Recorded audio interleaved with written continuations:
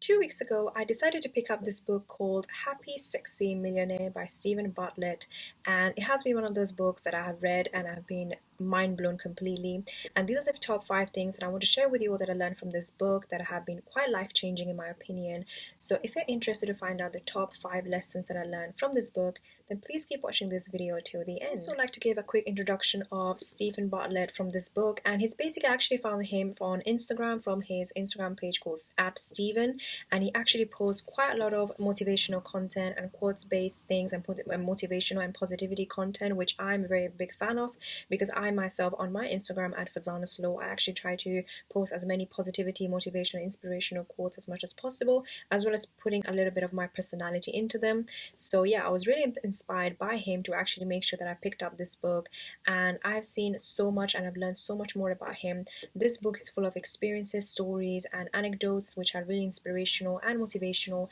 and it actually tells you everything that he has done wrong in his life in a way, between his years when he was trying to become successful and how he eventually became a happy, sexy millionaire. So if you're interested again to find out the 5 things that I personally learned and I will be taking away for sure from this book, then please keep watching this video till the end. So the first thing that I've actually learned is the fact that whenever you're planting a seed, you want to make sure that that seed stays in the soil as much as you can, and all you can do in that moment is just water it. In the same way, whenever you're actually creating a business or creating an Instagram page or creating a YouTube channel, for example, you want to make sure that you're keeping that seed inside the soil as much as possible and not trying to dig it out and seeing how much it has grown, because in that way you're actually, it's very detrimental for yourself, because then you're questioning yourself and overthinking yourself, why is it not growing too much. In that way, in a similar way, whenever you're actually putting the seed inside the soil and leave it as it is, that's how it should be. That's how you allow it to grow and become and flourish this beautiful plant, and it becomes a tree eventually. So you want to make sure that whatever idea you might be having right now, that you might be thinking, oh my god, is it going to really work, is it going to be successful, you want to make sure that you keep going with it and you put your trust in yourself and believe in yourself that actually this idea will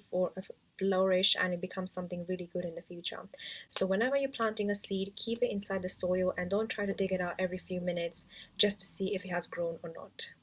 Second lesson that has been completely mind-blowing in my opinion is the fact that success is made up of 5% brain and 95% consistency. Some of us actually think that is the opposite, which means that we have to create an idea which is very outstanding, something that is really cool, something that no one has ever seen before. But that's actually not true. What brings success is consistency, because with consistent small acts leads to self-discipline and also big changes. In that way, you want to make sure that whatever idea you might be putting out into the world, whether they might be creating an Instagram page, for example, you want to make sure that you're consistent with it on a daily basis or at least on a weekly basis to see any kind of changes or to see any kind of big results that you actually want to see and achieve. Because you cannot be just, for example, having an Instagram page that is about makeup, for example, and just upload it on it once a month or something like that, because in that way nobody will be able to reach your content or see your content or watch your content or want to save and share and like your content. So you want to make sure that you're actually, success is built up of 5% brain and 95% consistency. You want to make sure that you're consistent on a daily basis at least, if not on a weekly basis even.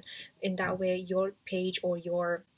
idea would definitely flourish at the end. The third lesson that I learned from this book is the fact that the most convincing, or the person that is actually living their best life, they will never need to show their best life to the world on social media and try to seek validation because of it. So you want to make sure that whenever you're living your best life, you do not have to necessarily, of course, show it to the world and show to the world that you're actually living your best life, because that's actually a sign of insecurity in a way, because you're trying to seek validation from others in terms of people wanting to like your pictures and something like that, and you're going to get validated by that, because the more you upload pictures on your best life, the more you're going to be thinking that my life is valuable and stuff like that. But the truth and the honor and the honest thing is that your best life does not have to be shared with everyone, and you could be living it all by yourself and enjoying it every single moment, instead of just trying to post on social media to show that you're actually traveling around and doing all those things. And you want to make sure that you're doing this as not frequently, sharing your best life online frequently, because that can also give away too much about yourself as well. And social media is a place where everybody's watching you, so you want to be really careful as to what you're actually sharing on social media, especially when it comes to your best life and etc. Fourth lesson that I learned from this book is the attitude of gratitude and what it actually means to be grateful. So Stephen Bartlett in the book actually mentions this really well and has put together so nicely, and that is the fact that gratitude has made me transform from a person who thought that I don't have enough or I haven't got enough to what I actually have is more than enough, and because of that I feel like I am enough myself and I feel complete on my own, and I do not need any materialistic things to make sure that it's validating me all the time to make me think that I am enough, whether there might be a car, a new house, or a new girlfriend or a boyfriend or anything like that. You want to make sure that you're feeling as grateful as possible on a daily basis, because that will transform your life in a way, because you might be thinking right now that you don't have enough, you don't have a nice car, you don't have a nice house or anything like that, but you actually don't realize how much you already got and you're not feeling grateful for it, and you're not actually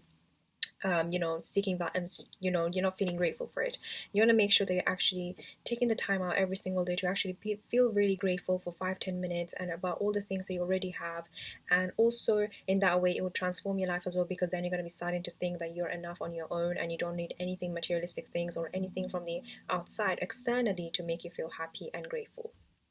The last lesson, or the fifth lesson that I actually learned from this book, is the fact that when you're comparing yourself to others, that's actually a voluntary mental self-harm. That is very deep and something that I realize actually that is so true, because whenever we're comparing ourselves to these superficial models or Instagram models or fake influencers or anything like that who has gone through so many surgeries to look this perfect on social media, and we start comparing ourselves to them, and we are our normal selves that are normal, completely natural people and organic people, you can say, we want to make sure that we're not comparing ourselves to others, because that's actually voluntary self-harm and mental self-harm, and that's actually something which can be very detrimental for your mental health. And of course, this is why more and more people are starting to become more depressed, because they start comparing themselves to others, and hence they feel ungrateful, and hence they start questioning their life and questioning their self-worth, and of course that actually lowers your self-esteem and self-confidence, and eventually you become depressed. And of course that the whole cycle repeats whenever you actually open up your Instagram account or any other account in general. So you want to make sure that you're not comparing yourself to others, because everyone's life is different and everyone's life is completely fake when it comes to social media, because everybody's sharing their own best parts of their life. They're not sharing, of course, the negative bits. And I think that those people do share the negative bits, for example, their insecurities or challenges. I think those people are quite inspirational, because they're trying to teach others that we are normal human beings, and behind these accounts there are no robots, it's actually humans with emotions. So you want to make sure that you're actually not comparing yourself to others, especially when you're looking at yourself in social media. This brings me to the end of today's video. I hope you really enjoyed this video. I found these 5 lessons that I learned from the book Happy Sexy Millionaire really helpful. And also, if you have read the book and what are some of the lessons that you have learned, then please comment down below. I'll definitely check them out. But if you also have any other book recommendations that I can review and also make a similar kind of a video like this one, then please do comment down below. So I'll definitely check them out and make a video like this, because I'm more than happy to read more books and learn from those as much as possible, make videos like this too. But other than that, subscribe to this channel if you're interested in this kind of content, because I post this kind of content on a weekly basis. But other than that, I will see you in my next week's video.